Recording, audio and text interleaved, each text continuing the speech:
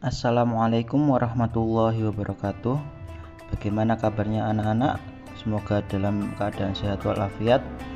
Hari ini kita akan belajar tentang tata cara melaksanakan ibadah haji dari kompetensi dasar atau KD 3.4, memahami ketentuan agama Islam tentang ibadah haji dan umroh beserta hikmahnya, dan juga kompetensi dasar 4.4, mendemonstrasikan tata cara ibadah haji dan umroh.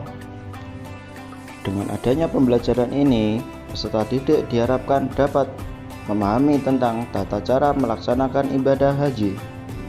Sebelum melanjutkan pembahasan ini, apakah kalian masih ingat ada berapa rukun haji dan apa saja rinciannya?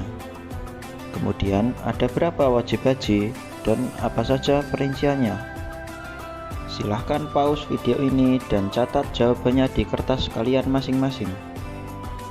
Jika sudah selesai, mari kita berlanjut ke pembahasan berikutnya, yakni tata cara pelaksanaan ibadah haji. Yang pertama adalah ihram. Ihram niat dengan bulat dan ikhlas semata-mata karena Allah Subhanahu wa taala. Berikut adalah niat ihram. Nawaitul hajja wa ahramtu bihi lillahi ta'ala. Memakai pakaian ihram bagi pria berupa 2 helai kain putih yang tidak berjahit, 1 helai diselendangkan, 1 helai lagi disarungkan. Dan bagi wanita berupa pakaian yang menutup seluruh tubuh kecuali muka dan kedua telapak tangan. Dalam kurung, tidak boleh memakai cadar penutup muka dan tidak boleh memakai sarung tangan.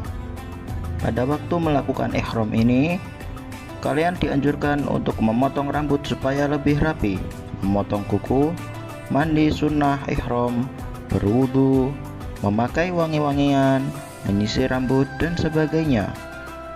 Dan ihram ini biasanya akan dilaksanakan pada tanggal 8 Dzulhijjah.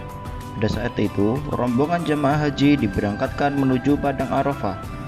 Sebelum berangkat, mereka membaca talbiyah 3 kali, kemudian diteruskan membaca sholawat kepada Nabi Muhammad dan keluarganya. Selanjutnya, tata cara dari ibadah haji adalah wukuf. Wukuf di Arafah dilaksanakan ketika pada tanggal 9 Dzulqa'dah setelah tergelincirnya matahari, dalam kurung waktu zuhur, sampai terbit fajar pada tanggal 10 Dzulhijjah, dalam kurung pada hari raya Idul Adha. Selama menunggu waktu wukuf, jamaah haji hendaknya memperbanyak bacaan zikir, tahmid, istighfar, dan bacaan-bacaan lain sampai waktu wukuf. Saat-saat waktu wukuf inilah inti dan kunci ibadah haji. Jadi ketika wukuf di Arafah, usahakan kalian tepat waktu. Waktu wukuf di Arafah telah ditentukan adalah pada 9 Dzulqa'dah setelah tergelincirnya matahari sampai terbitnya fajar pada tanggal 10 Dzulhijjah. Jadi jangan sampai terlewat dengan waktu yang telah ditentukan untuk wukuf di Arafah. Apabila kalian melewatkan satu hal ini, maka haji kalian tidak sah. Dikarenakan wukuf di Arafah termasuk rukun haji. Apakah kalian ingat rukun haji itu apa? Rukun haji ialah beberapa amalan yang harus dikerjakan dalam ibadah haji, dan jika tidak dikerjakan, maka hajinya batal dan harus mengulanginya dari awal di tahun berikutnya. Selanjutnya, yang ketiga adalah mabit di Musdalifah atau bermalam di Musdalifah. Setelah menunaikan wukuf di padang Arafah, jamaah haji berangkat ke Musdalifah untuk mabit atau bermalam. Keberangkatan ke Musdalifah dilakukan ketika terbenamnya matahari atau ba'da maghrib. Waktu mabit yaitu antara terbenamnya matahari sampai terbit fajar 10 Dzulhijjah. Pada waktu tiba di Musdalifah, mereka harus mencari dan mengumpulkan kerikil sedikitnya 7 butir untuk melempar jumrah Aqabah pada hari raya 10 Dzulhijjah.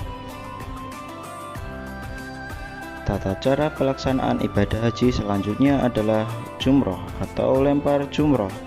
Lempar jumroh biasanya dilaksanakan pada tanggal 10 Dzulhijjah di Mina sesudah terbit matahari. Para jamaah segera melempar jumrah Aqabah 7 kali lemparan disertai bacaan Bismillahi Allahu Akbar. Selanjutnya adalah tawaf ifadah. Cara melaksanakan tawaf: 1.